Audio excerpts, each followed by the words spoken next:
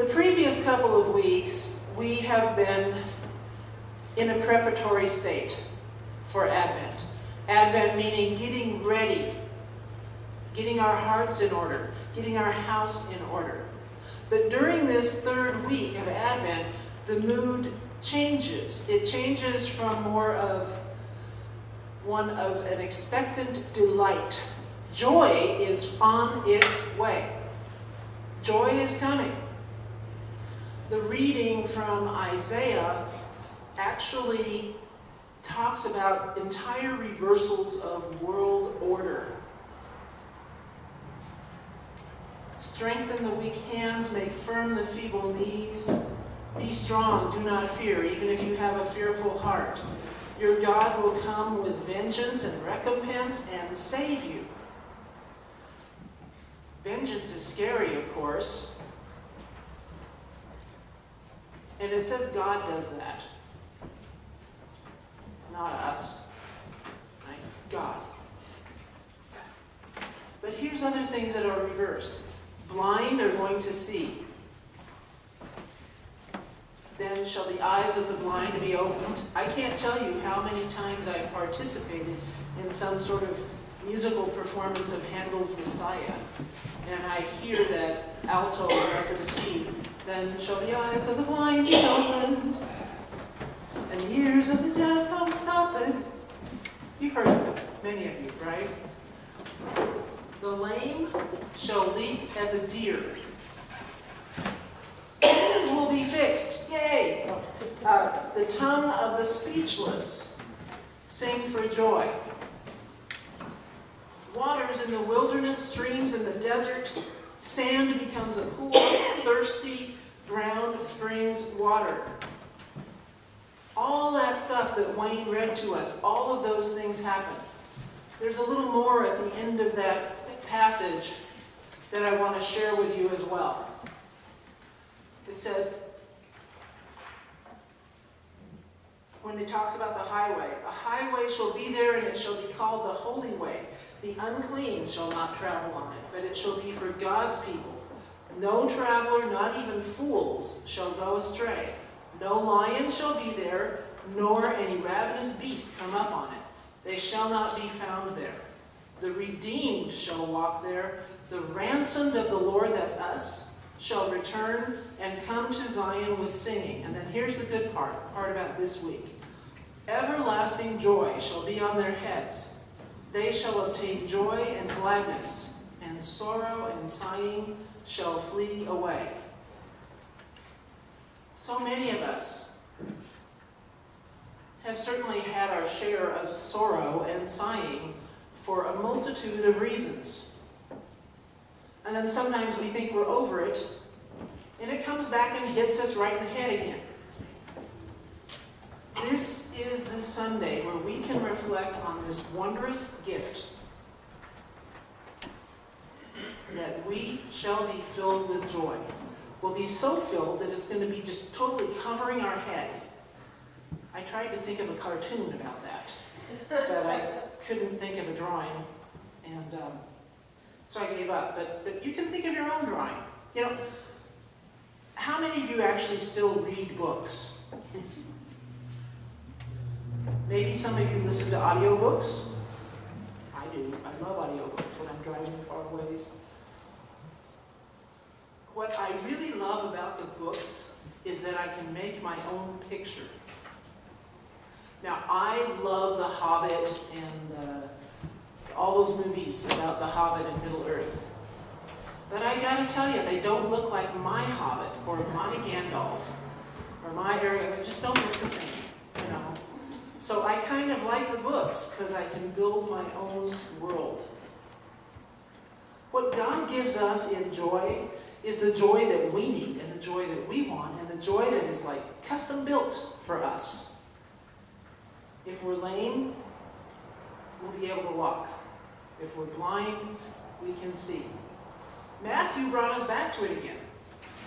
So John was in jail, right? But he could still talk to his disciples, you know, whether out the window or if they came down to the cell. I don't think they had one of those glass booths with a little phone in it, but you know, John could still communicate with his guys. And he said, go find out who this guy is. I want to know if he's the guy that I'm supposed to be getting ready for. So Jesus says to them when they go and say, are you him? And there's an old spiritual, go and tell John what you see and hear. Some of you heard that? It's an old spiritual, I love that song. He doesn't say, yeah, it's me. I'm it. No. He says, go tell him what you hear, what you see. And then he quotes from Isaiah. The blind receive their sight. The lame walk. The deaf hear. The dead are raised. He talks about all those things that were in Isaiah and says, yes, I'm him. But he doesn't say it in those 3 words. He says, tell him what you hear and see. Tell the tale. We learned about that a little bit this week in Bible study too. We studied what happened with the shepherds. And the angels came and kind of blew them away with excitement and light and singing and energy and just astounded the shepherds and scared them a little. But what did they do?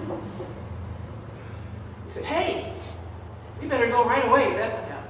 Right away, they went to see, they followed their orders, and then they went and they told everybody about it. They didn't sit there and go, well, I think we should have a 3-man committee to discuss whether this was true and proper, and then in a few weeks then we'll decide whether we should raise some money for a trip and go out. No, they just went. They followed the Spirit. They followed the angel's instructions. As these guys from John left, after Jesus said, hey, you know what? Just go tell him what I'm doing. Go tell him what these are. Now, they are smart enough to know, as was John, that he was quoting all those things that Isaiah foretold. They were smart enough to say, oh, what he just did was tell us, look, hear, see. This is the proof of who I am. That tells us a little something about Jesus, even as a man. He didn't just say, I'm here, I'm Jesus, and then expect everybody to go around doing his bidding. He did what he was sent to do. That's what we should do. And it's what many of us are doing. The truth isn't in who we say we are. The truth is in what we do.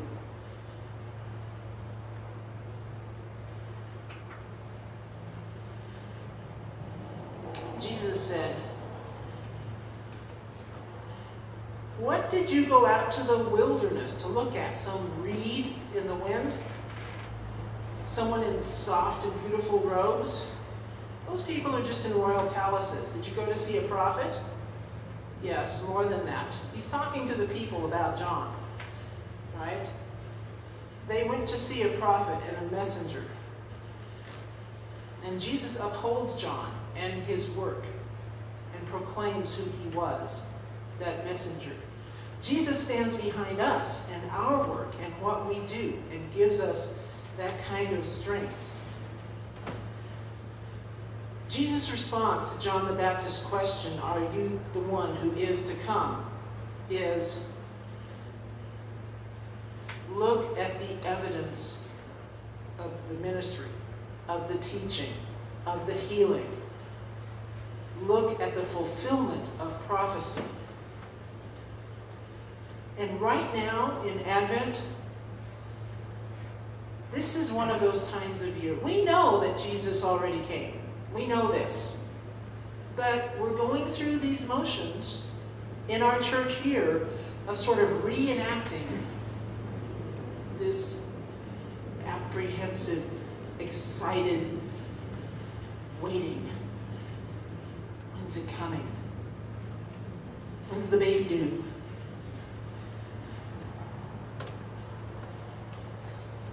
It's sort of a duality. It's already, but not yet here.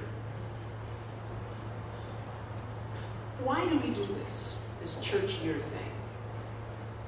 Why do we go through Advent and Epiphany and Christmastide and Lent and Easter and Eastertide, Pentecost? Why do we do that? And I'll make that non-rhetorical. Why do you think we do that? To remember. To remember. To call it to mind. To actually experience. To keep it fresh. To keep it fresh. Virginia, when you act, you're redoing someone's words, right? I mean, probably over and over again to get the right take. You know, and it has to be fresh every time.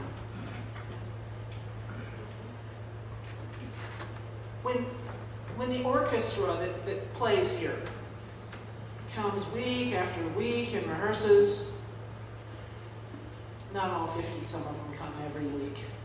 Anywhere from 8 to 50, depending on what week it is, show up and practice. They're playing the same music over and over and over again. And yet, when we get to that concert, there is such excitement and energy in every single one of them. Me too, but in every single one of them. It's new, but they're ready. How did they get ready? They practiced. And that's part of what we're doing with our church here. We're remembering, we're practicing, we're carrying out God's work in all of that. There's the story of the messenger. John wanting to know because he's shut away from the world. He wants to know that all of this is going right. John was preaching something different than Jesus, though, right? He was getting everybody ready by making them repent, by making them cleanse their hearts and be ready, by making them make their minds and their spirits ready. And he was actually preaching one of those pretty grim types of things, this fire and brimstone, grim justice, God is a steely-eyed thresher of grain and vengeance taker. Jesus didn't preach that. Jesus preached a forgiving love. He kind of displayed God as a host at a big party. A father who cannot bring himself to throw his children out of the house even when they spit in his eye. You know, we heard the prodigal son story, right? But God welcomes all of us back and fills us back up with that joy, even if we've screwed up.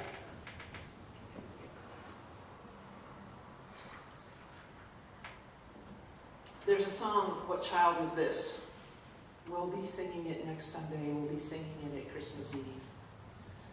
And the words, what child is this who lays to rest on Mary's lap, is sleeping, whom angels greet with anthems sweet, while shepherds watch our keeping. This is Christ the King, whom shepherds guard and angels sing. Haste, haste to bring him praise, the babe, the Son of Mary. Christ, the King, is that child that we worship during this season of Advent and Christmas. Very different from any earthly king. Not a king who's full of, I am the most powerful king. But a king who comes with grace and mercy and forgiveness, who comes bearing gifts of gladness and joy. Who doesn't come to condemn the world, but to free it. Christmas is a time of wonder. And we have to wonder, what is our focus? What is the focus of our wonder? Where is the child? That child was born in poverty. at least according to Luke's account. So that's one of the focuses of our monitor. What about the child who grew to a man, like in Once in Royal David City, where we sang all about his youth and growing up, whose teachings about life and God cut through all those lies and distortions so that we can know the truth? What about that child that was actually born to die so that we can get it through our heads that the end of things is not death but life? The child whose name is Emmanuel, God with us. That child is wherever greed is overcome by generosity. That child is wherever hatred is squeezed out by love, wherever war is overwhelmed by peace, and wherever despair gives way to hope and joy.